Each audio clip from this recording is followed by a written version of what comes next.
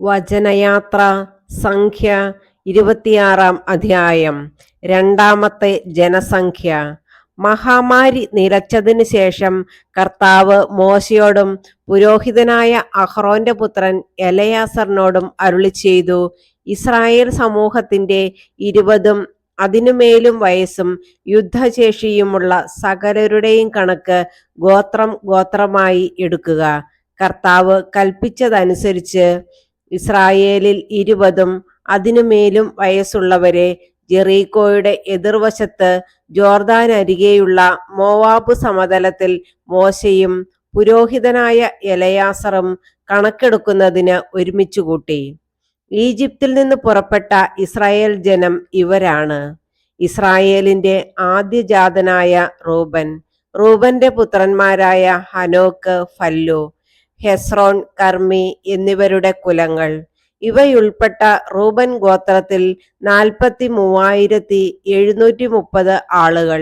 ഫല്ലുവിന്റെ പുത്രൻ ഏലിയാബ്.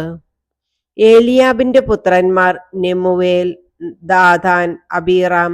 കോറഹും സംഘവും കർത്താവിനെതിരായി കലഹിച്ചപ്പോൾ കോറഹിനോട് ചേർന്ന് മോശയ്ക്കും അഹ്റോനും എതിരായി മത്സരിച്ച സമൂഹത്തിൽ നിന്ന് തിരഞ്ഞെടുക്കപ്പെട്ട ദാഥാനും അബീറാമും ഇവർ തന്നെ.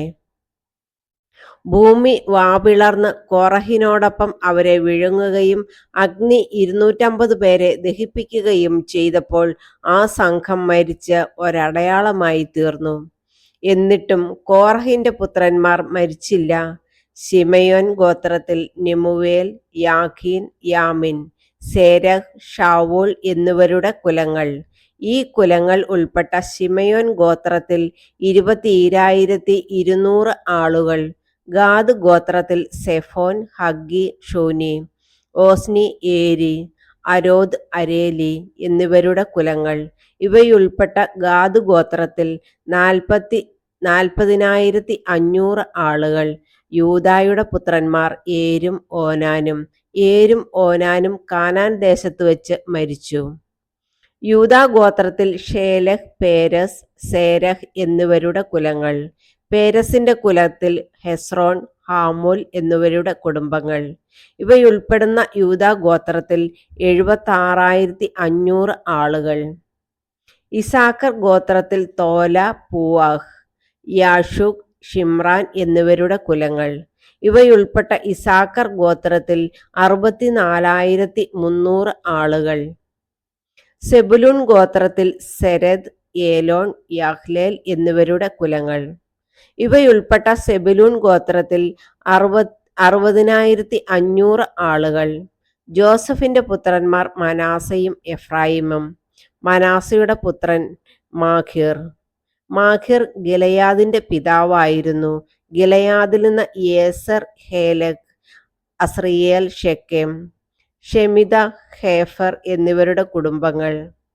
ഹേഫറിന്റെ മകനായ സെലോഫഹാദിന് പുത്രന്മാരില്ലായിരുന്നു. Mahlah, Nova, Hoglah, Milkha, Tirzah എന്നീ പുത്രിമാരാണ് ഉണ്ടായിരുന്നത്. മനാസെ ഗോത്രത്തിൽ 57,700 ആളുകൾ. എഫ്രായിം ഗോത്രത്തിൽ ഷുത്തേലാഹ്, ബേക്കർ, താഹാൻ എന്നിവരുടെ കുലങ്ങൾ. ഷുത്തേലാഹിന്റെ മകനാണ് ഏരാൻ. ഇവയുൾപ്പെട്ട എഫ്രായിം ഗോത്രത്തിൽ 30,500 ആളുകൾ. ഇവ രണ്ടും ജോസഫിന്റെ പുത്രന്മാരുടെ ഗോത്രങ്ങളാണ്. ബെഞ്ചമിൻ ഗോത്രത്തിൽ ബേല, അഷ്ബേൽ, അഹിറാം, ഷെഫൂഹാം, ഹൂഫാം എന്നിവരുടെ കുലങ്ങൾ. ബേലായുടെ കുലത്തിൽ അർദ്, നാമാൻ എന്നിവരുടെ കുടുംബങ്ങൾ.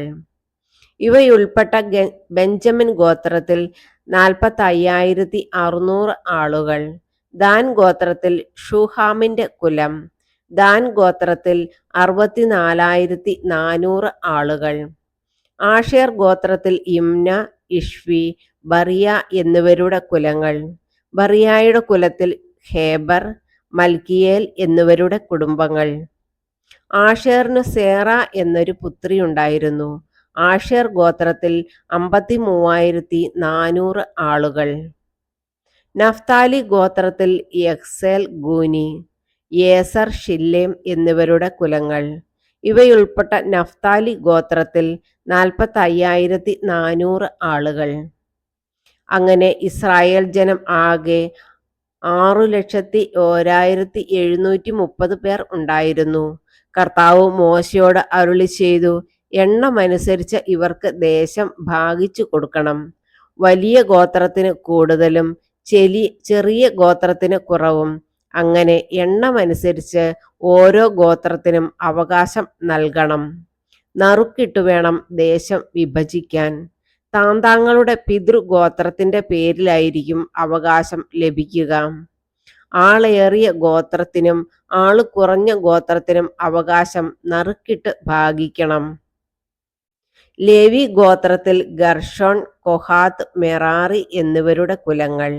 ലിബ്നി, ഹെബ്രോൻ, മഹ്ലി, മൂഷി, കോറഹ് എന്നിവരുടെ കുലങ്ങളും ലേവി ഗോത്രത്തിൽ ഉൾപ്പെടുന്നു. കൊഹാത്ത് അമ്രാമിന്റെ പിതാവാണ്. യോക്കേബെദ് ആയിരുന്നു അമ്രാമിന്റെ ഭാര്യ. ലേവിക്ക് ഈജിപ്തിൽ വെച്ച് ജനിച്ച മകളാണവൾ. ഇവളിൽ അമ്രാമിന് അഹറോനും മോശയും അവളുടെ സഹോദരി മിരിയാമും ജനിച്ചു. അഹറോന്റെ പുത്രന്മാരാണ് നാദാബ്, അബിഹു, എലയാസർ, ഇതാമർ എന്നിവർ. നാദാബും അബിഹുവും കർത്താവിന്റെ മുമ്പിൽ അവിശുദ്ധമായ അഗ്നി അർപ്പിച്ചപ്പോൾ മരിച്ചുപോയി. ലേവി ഗോത്രത്തിൽ 1 മാസവും അതിൽ കൂടുതലും പ്രായമുള്ള പുരുഷ സന്തതികളുടെ സംഖ്യ 23,000 ആയിരുന്നു. ഇസ്രായേൽ ജനത്തിന്റെ ഇടയിൽ അവർക്ക് അവകാശം കൊടുക്കാതിരുന്നതുകൊണ്ട് അവരെ അക്കൂട്ടത്തിൽ എണ്ണിയില്ല. ജെറീക്കോയുടെ എതിർവശത്ത് ജോർദാൻ അരികെയുള്ള മൊവാബ് സമതലത്തിൽ വെച്ച് മോശയും പുരോഹിതനായ എലയാസറും കൂടി ഇസ്രായേൽ ജനത്തിന്റെ കണക്കെടുത്തപ്പോൾ ഇവരെയാണ് എണ്ണിയത്. എന്നാൽ മോശയും പുരോഹിതൻ അഹ്റോനും കൂടി സീനായി മരുഭൂമിയിൽ വെച്ച് എടുത്ത ഇസ്രായേൽ ജനത്തിന്റെ കണക്കിൽപ്പെട്ടവരാരും ഇക്കൂട്ടത്തിൽ ഇല്ലായിരുന്നു. കാരണം അവർ മരുഭൂമിയിൽ വെച്ച് മരിക്കുമെന്ന് കർത്താവ് അരുളിച്ചെയ്തിരുന്നു. യെഫുന്നയുടെ മകൻ കാലെബും നൂനിന്റെ മകൻ ജോഷായും ഒഴികെ അവരിലാരും അവശേഷിച്ചില്ല.